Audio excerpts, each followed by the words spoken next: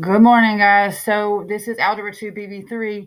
Had a lot of call outs on wanting some help last night and after school hours.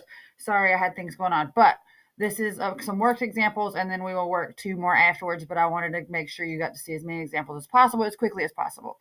So the first one, when I opened up my Excel, was cotangent theta 4/3. Knowing that, so if that answer is going to fall between 0 degrees and 90 degrees. So referring to your Khan Academy, this is where they would have said within quadrant 1, because 0 to 90, if you think about your unit circle, from 0 to 90 is going to be quadrant 1, 90 to 180 is going to be quadrant 2, 180 to 270 is 3, and 270 back up to 360, otherwise known as your 0, full circle, would be quadrant 4. So in this case, the only difference is you have to know which degree measures are within what quadrant, so you know which one is positive and negative. So the cotangent, and we're solving for tangent. Hopefully we also know at this point, at the very bare minimum, that cotangent and tangent are reciprocals of each other, which means they're going to flip. So ultimately, if I know that, then I know if cotangent is 4/3, tangent is going to be 3/4, period. But the math behind it, tangent theta is equal to 1 over cotangent theta. So 1 over 4 divided by 3, we can't leave a fraction in the denominator. So you're going to multiply by the reciprocal, so flip it. And then 4 times 3 is 12 over 3 times 4, which is 12, is going to give me a 1 in the bottom. And then 1 times 3/4 just gives me 3/4.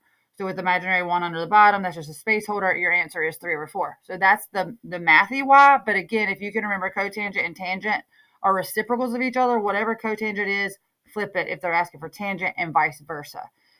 Do pay attention to your quadrants. In quadrant 1, x and y values are positive. So you're safe there knowing that your answer is going to be a positive finish.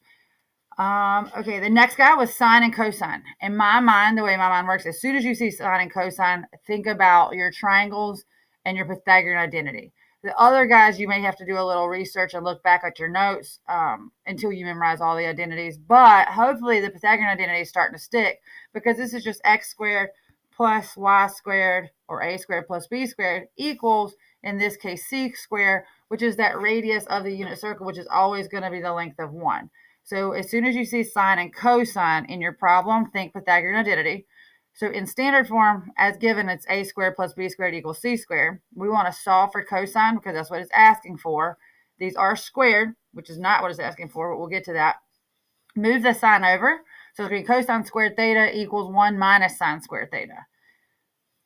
If you wrote out your list, these guys were listed as like 3 different. Your original, solve for cosine squared, solve for sine squared. But if you ultimately understand the original and know how to switch sides, it's always going to be minus because it's moving to the other side. So I'm solving for sine squared, it's going to be 1 minus cosine squared. All right, so if we use that, cosine squared theta equals 1 minus, we're going to take what sine is, and then we have to square it.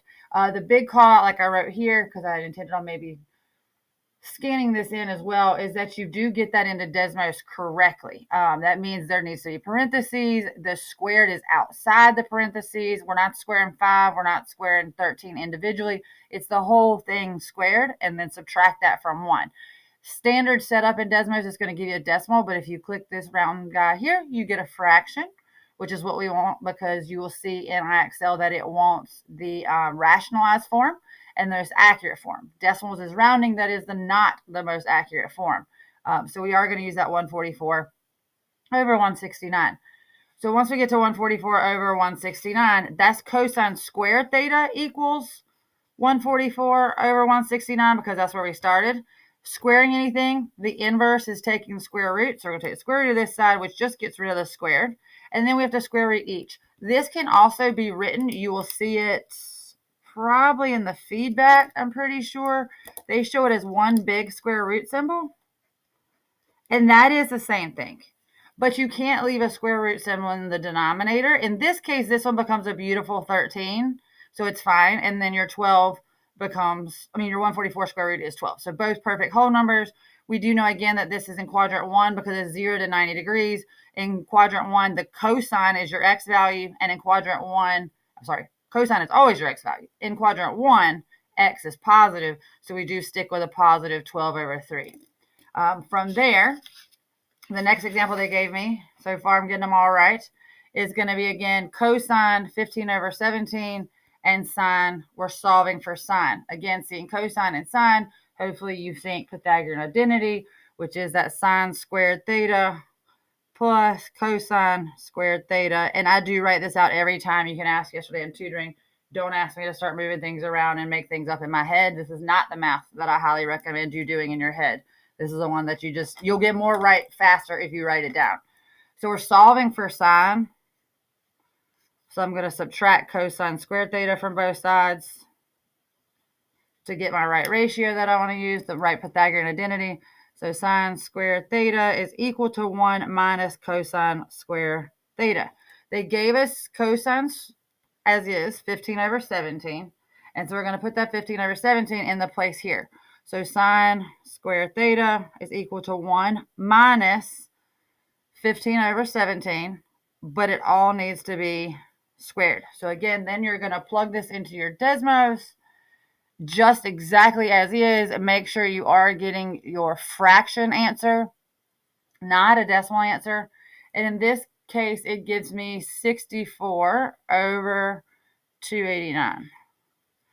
And again, this is still sine squared theta, which means we don't have an answer because we want sine singular, not squared.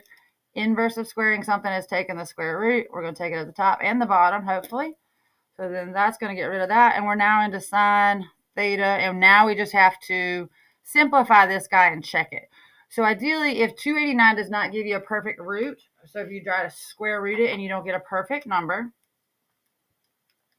and in this case it does, it's 17, so that's a gift. We're going to rock and roll with that and just be happy about it. Otherwise, you want to try to simplify, rationalize, and simplify and rationalize. Rationalize the denominator is what they call it down here, but simplify 64. That is also a good root, so they're being pretty nice right now at the moment. That is 8 times 8, so our answer is going to be 8 over 17, and we're done. But had it not been a perfect square root, you do need to simplify it. If you need help with that, let me know. That's a whole nother conversation / lesson. And I just want to keep this down to the simple, guys, because I don't know how far you have to get along in this puppy to get to where that's a mess.